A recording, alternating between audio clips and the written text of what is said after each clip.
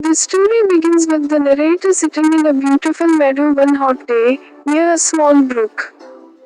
The sky was bright blue, and large white clouds floated like swans. Across the brook, green rushes grew tall, and among them stood a single red cardinal flower, leaning over the water as if admiring its reflection. The narrator enjoyed this lovely scene quietly for some time. Suddenly, two tiny voices appeared, arguing or singing in a strange way, repeating the words Katy did and Katy didn't over and over. Curious, the narrator went closer and found two tiny green creatures with six legs each, wearing black goggles. These little creatures moved like the wheels of an old carriage. They stopped speaking when observed but resumed their quarrel as soon as the narrator turned away. This encounter reminded the narrator of another Katy, a girl known for planning many things but never doing exactly what she intended. This memory inspired the narrator to write a story called What Katy Did, in honor of the two little green friends. Katy Ka, the main character, lived in the growing town of Bennett.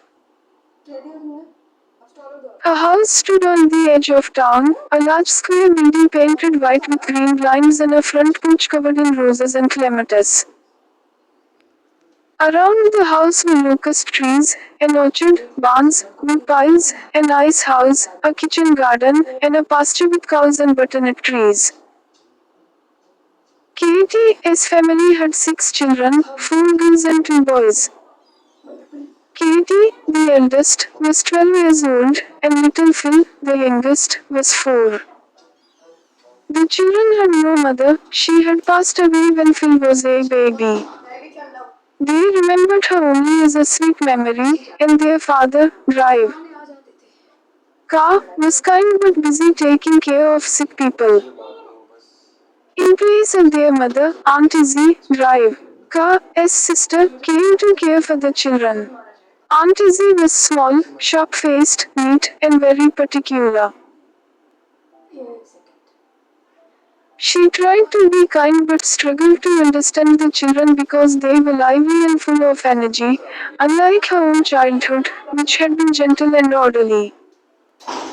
Katie, for instance, hated sewing, tore her dresses, and disliked being called good. Clover and Elsie were shy and restless, which confused Aunt Izzy. On the other hand, Drive. Ka encouraged the children to be active, brave, and playful, even if it meant bums and torn clothes. Aunt Izzy only felt satisfied for a short time each morning when the children were neatly dressed and learning their Bible verses before breakfast. After that, she felt the children were messy and not fit to be seen, which worried the neighbors, who thought keeping them clean was a huge task. Aunt Izzy constantly gave instructions, such as telling Clover to wash her hands or Dory to hang his hat on the correct nail.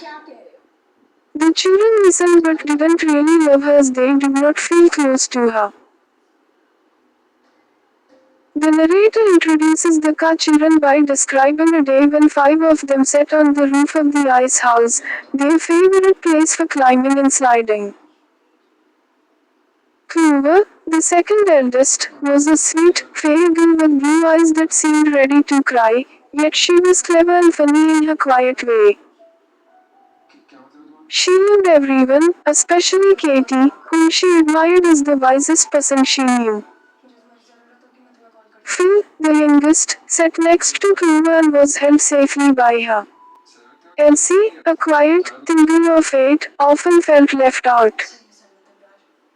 She wanted to join Katy, Clover, and their friend Ceci Hall in their secret games and little post offices but was mostly ignored. The older children sometimes ran away from her, leaving her feeling sad and lonely. Dory, a pudgy 6-year-old boy, and Joanna, nicknamed Johnny, a year younger, sat at the ends of the roof. They were close friends, even though their personalities seemed a bit unusual, with Dory looking like a girl in boy's clothes and Johnny like a boy in girl's clothes. Katy then appeared at the window, holding a pile of stockings she had finished darning, and cheerfully called the others to come down. Cleo fetched baskets, Elsie ran for her kitten, and Dory and Johnny carried green branches. Ceci Hall, a neighbor girl who often played with the cars, joined them.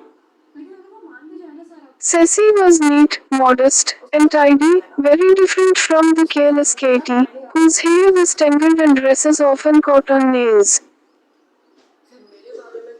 Katy was tall, awkward, and half a head taller than Aunt Izzy, but she had a kind heart and loved her siblings deeply. She often made plans to do good deeds or become famous but rarely followed through, getting into small troubles instead.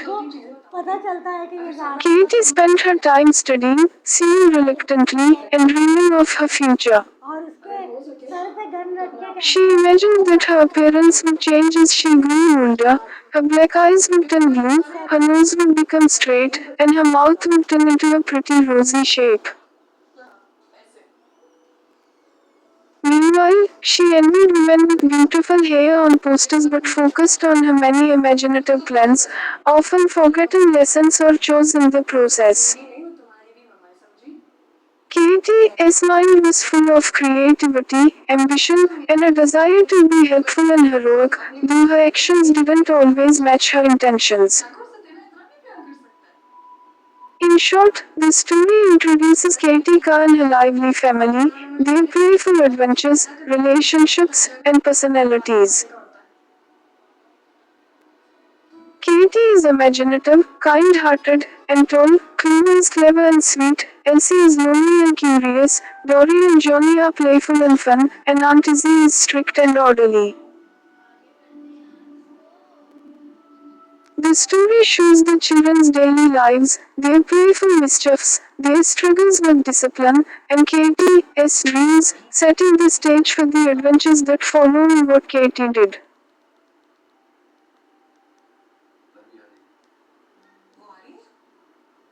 बहुत ही अच्छी है, जैसे तुम्हें तो कुछ